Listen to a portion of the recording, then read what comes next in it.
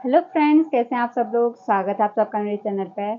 आज हम गेट 2023 के जो मैथमेटिक्स के हैं उसके क्वेश्चन देखेंगे और सॉल्यूशन देखेंगे। ठीक है, तो हम पहला क्वेश्चन देखते हैं। इसमें गेट 2023 के हम सॉल्यूशन देख रहे हैं। पहला क्वेश्चन हमने करा है 2 मार्क्स वाला करा है हमने। Let u x, t be the solution of non homogeneous wave equation. ये हमको नॉन होमोजेनियस वेव इक्वेशन दे रखा है। del u upon d x square minus del square u upon d t square is equal to sine x sine 2t, जहां x को boundary कर दिया 0 to पाई के और t क्या है ग्रेटर देन 0 है। और हमें अब ये क्या देखिए कंडीशन दे रखी है। ये होगी हमारी इनिशियल कंडीशन और ये हमारी बाउंड्री कंडीशन। ये इनिशियल कंडीशन दे रखी है u x, 0 is equal to 0। जब t 0 है तो u इसको हम gx भी बोलते हैं, fx।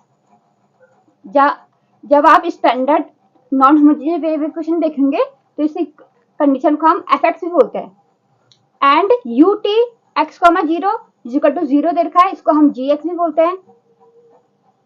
फॉर जो हमारे u क्या है 0 और पाई के बीच में क्या है बाउंडेड है।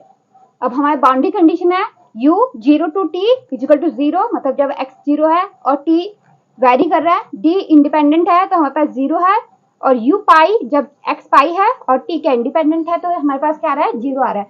For t is greater equal to 0 के लिए ये हमें वेव इक्वेशन दे रखी है।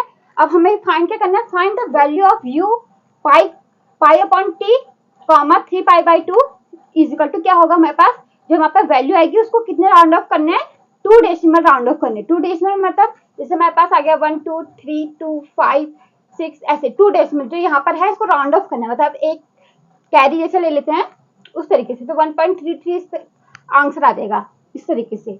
इसको हम 2 डेसिमल राउंड ऑफ करना है, सेकंड डेसिमल पर राउंड ऑफ करना है। अगर 3 डेसिमल लिखा होगा तो 3 डेसिमल पर राउंड ऑफ करना पड़ेगा हमें। ये हमारे पास क्या है राउंड ऑफ करना है। तो हमें जैसे पता है सॉल्यूशन देखते हैं इसका। We know that the solution of non homogeneous wave equation is. Non homogeneous wave equation क्या होती है, यू सॉल्यूशन क्या होता है इसका, जो हमारी ये तो कंडीशन दी रहती है इस तरीके से हमें वेव इक्वेशन क्या दी रहती है। यू यहाँ पे डबल एक्स पहले देखा, लेकिन इस तरीके से नॉन होमोजेनियस दी रहती है यू डबल टी, मतलब यू को 2 बार डेरिवेटिव कर दिया टी के रिस्पेक्ट में, minus c square u double x, मतलब second 2 time derivative of u with respect to x is equal to जो एफ एक्स कॉमा टी। इस तरीके ये क्या है नॉन होमोजेनियस वेव इक्वेशन है। और यहाँ पे कंडीशन दी रहेगी, सेम ऐसी कंडीशन दी रहती है।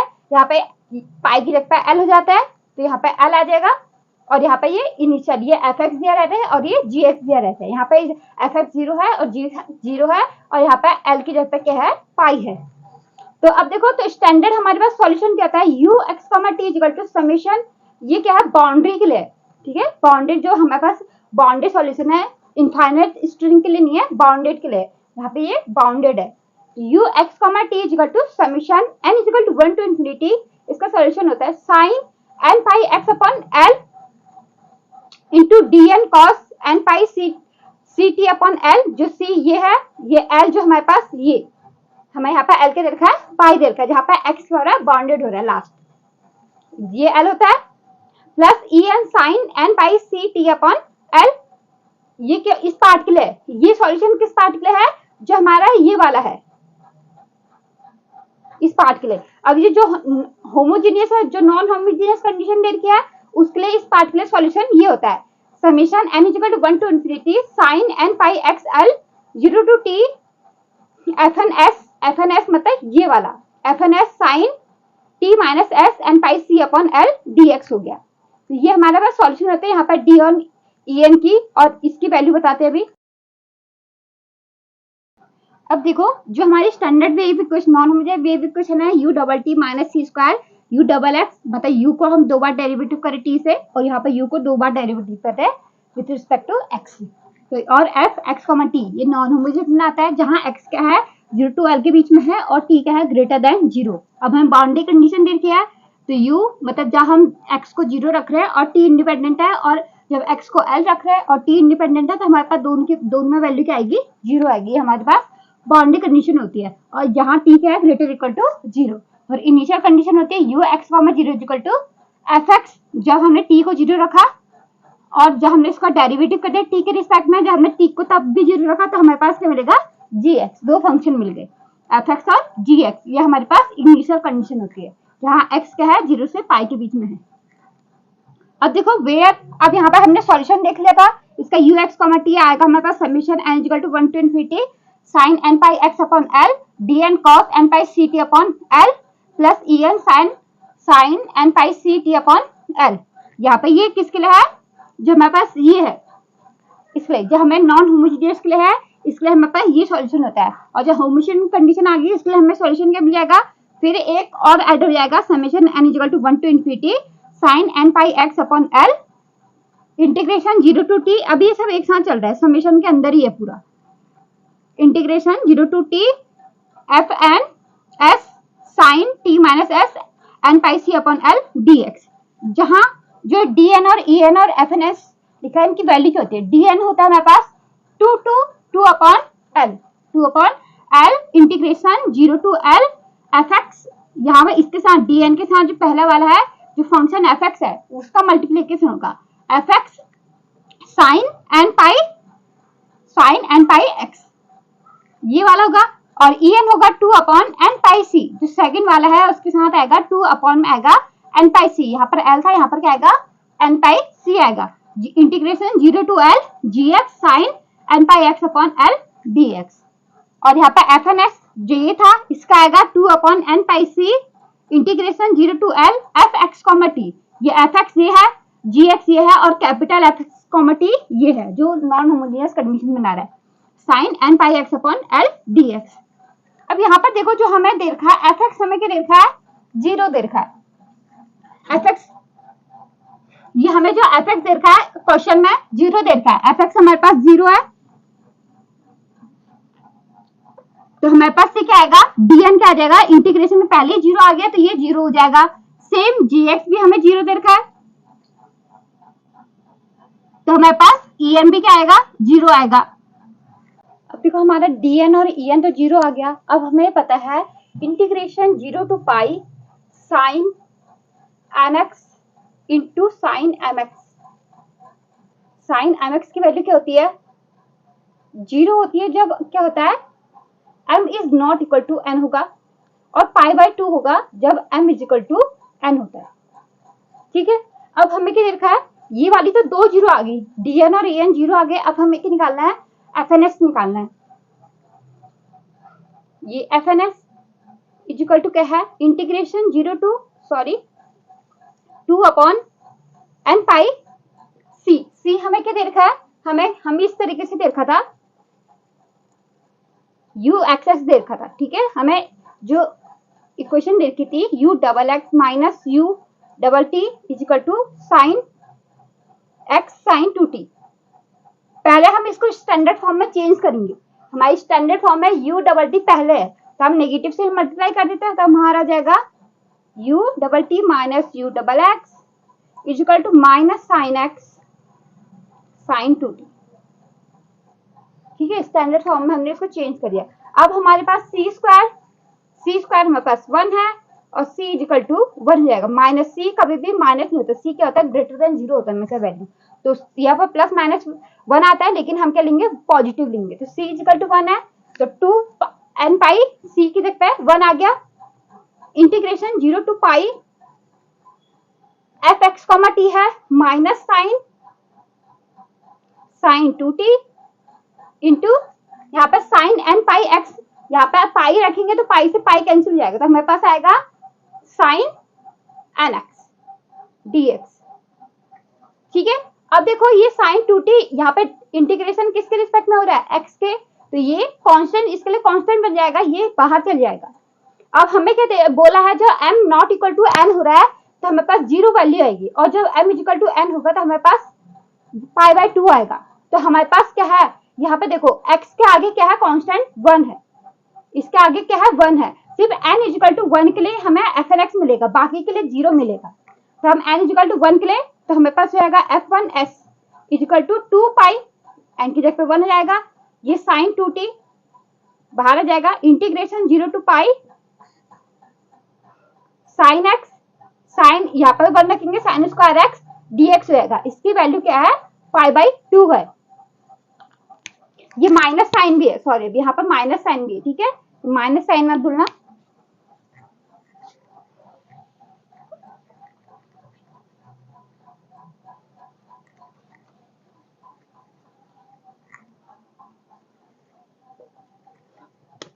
तो इस तरीके से इसकी वैल्यू क्या आएगी हमारे पास π/2, तो -2/π sin 2t इंटू π/2। तो इससे ये कैंसिल हो जाएगा, तो हमारे पास आएगा माइनस साइन 2t आ गया, ठीक है। अब हमें किसमें रखनी है वैल्यू, यहाँ uxt में रखो, ux, t, ये तो सारे जीरो हैं, ये जीरो आ गया, ये हमारे पास dn जीरो आ गया, ये जीरो हो गया, ये भी जीरो हो गया। तो ये पूरा ही, ये जो हमारे पास ये वाला पार्ट है ये पूरा जीरो हो जाएगा। तो हमारे पास आएगा 0 प्लस सिर्फ हमारे पास क्या आ रही है, f1 की वैल्यू आ रही है, तो हम यहाँ पे सिर्फ 1 के लिए रखेंगे। समेशन n है ना, यहाँ पे देखो पहले हम इसको स्टैंडर्ड, ये fnx हो जाएगा हमारे पास is equal to minus sine 2t for n-1 for n is equal to 1, और ये 0 for n is not equal to 1। जब n 1 है तो माइनस साइन 2t आ रहा है, जब n 1 नहीं है तो बाकी के लिए क्या आ रहा है हमारे पास, 0 आ रहा है fnx। तो यहाँ पे हम uxt में रख देते हैं सीधे से, सिर्फ n इज इक्वल टू 1 रखेंगे, बाकी 2 3 अप टू इन्फिनिटी यहाँ पर कुछ भी नहीं आएगा, सिर्फ n इज इक्वल टू 1 के लिए आएगा, तो हम सिर्फ n इज इक्वल टू 1 रखेंगे। बाकी के लिए तो fnx हमारे पास 0 हो रहा है, तो हम सिर्फ n इज इक्वल टू 1 के लिए रखेंगे। यहाँ पे एक चीज ये रखना है, यहाँ पे s नहीं होगा, यहाँ पे t होगा, क्योंकि हमारा फंक्शन किस में मिल रहा है, हमें t में मिल रहा है। जैसे fx रखते हैं तो फंक्शन हमारा किस में आता है, x में आता है, ठीक है। जहाँ पे ये वैल्यू x होती है तो यहाँ पर फंक्शन भी क्या होता है, x में। यहाँ पर हमारा फंक्शन t में आ रहा है, तो ये f एंड t है, ठीक है, क्योंकि t का डेरिवेटिव, t का इंटीग्रेशन नहीं हो रहा है, यहाँ पे x के रिस्पेक्ट में इंटीग्रेशन हो रहा है, तो t तो बचेगा। अगर t होगा तो t बचेगा, जैसे यहाँ पे sin 2t आ रहा है, तो ये f एंड t है, तो यहाँ पे f1t की वैल्यू आई, तो यहाँ पे fnt जो n इक्वल टू 1 है sin 2t आया, और जब n नॉट इक्वल टू 1 है तो ये 0 आ रहा है, ठीक है। तो यहाँ पे fnt है, तो यहाँ पे इंटीग्रेशन fns है, तो st की जगह हो जाएगा s हो जाएगा, तो sin 2s into sin t minus s, और यहाँ पे इसके साथ ये भी है अभी n पाई, मतलब यहाँ पे n की वैल्यू, ये पाई से पाई कैंसिल, c की वैल्यू 1 है और यहाँ पे 1 हो गया, तो यहाँ पे sin 2s हो गया। ये पूरी वैल्यू क्या होगी, n पाई c अपॉन l क्या हो जाएगा, n पाई इंटू 1, ये n की वैल्यू भी 1 है, ये इंटू और l की वैल्यू पाई, तो यहाँ पे क्या हो जाएगा, पूरी वैल्यू क्या है, 1 आ गई। तो यहाँ पे sin 2 माइनस s, और यहाँ पे d s के रिस्पेक्ट में, यहाँ पे ds है, इंटीग्रेशन हमारे पास क्या है, ds के रिस्पेक्ट में होगा। तो यहाँ पे इंटीग्रेशन करते हैं हम, देखो अब इंटीग्रेशन देखो, इसका हमारा इतना निकल गया था, sin x integration 0 to t minus sin 2s sin t minus s ds हो गया था, ठीक है। अब देखो हमें पता है cos a minus b minus cos a plus b क्या होता है,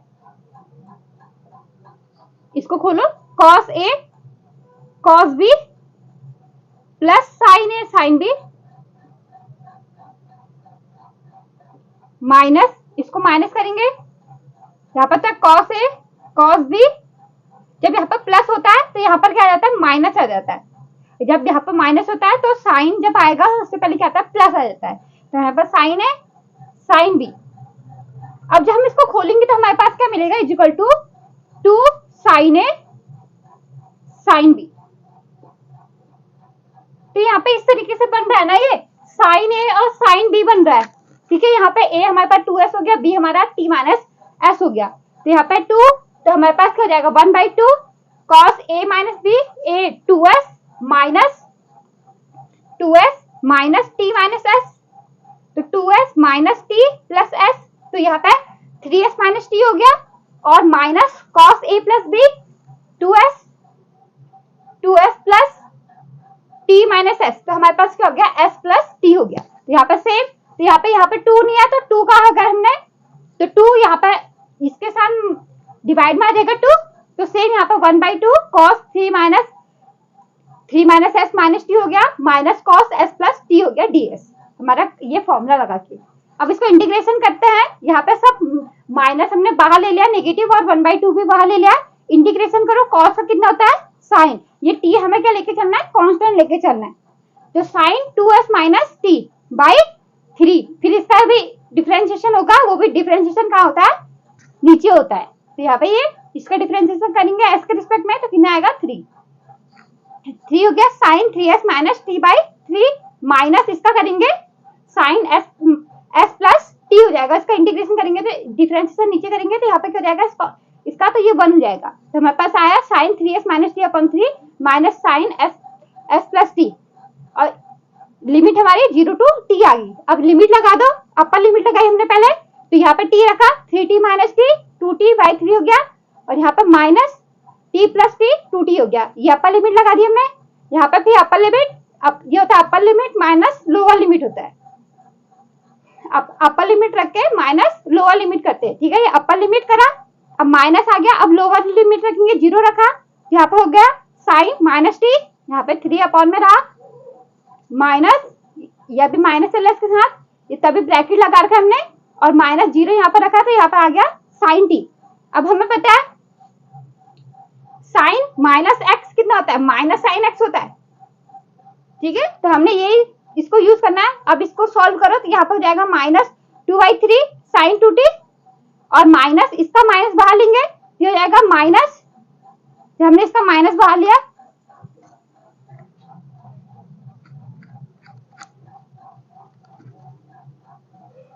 हमने इसका माइनस बाहर लिया था, हमारे पास क्या आएगा माइनस साइन टी अपॉन 3, और यहाँ पे माइनस साइन टी चल रहा है।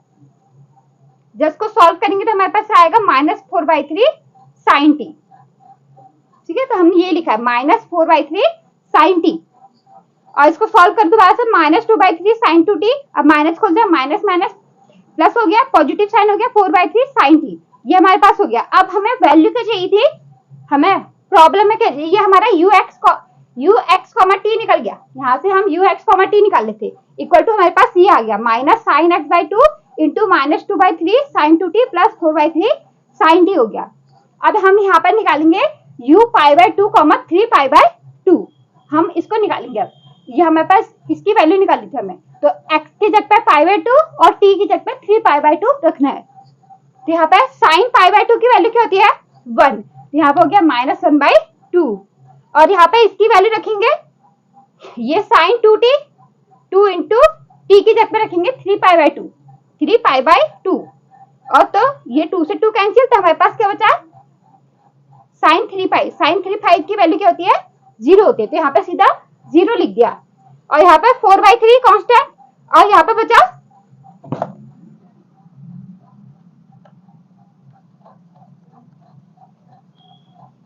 फिर साइन, यहाँ पे साइन आया 3 π/2 आया, ठीक है, टी की जगह पे 3 π/2 आया, और यहाँ पे हम इसको ऐसे लिख सकते हैं पाई प्लस π/2, ये कौन से क्वाड्रेंट में चले गया,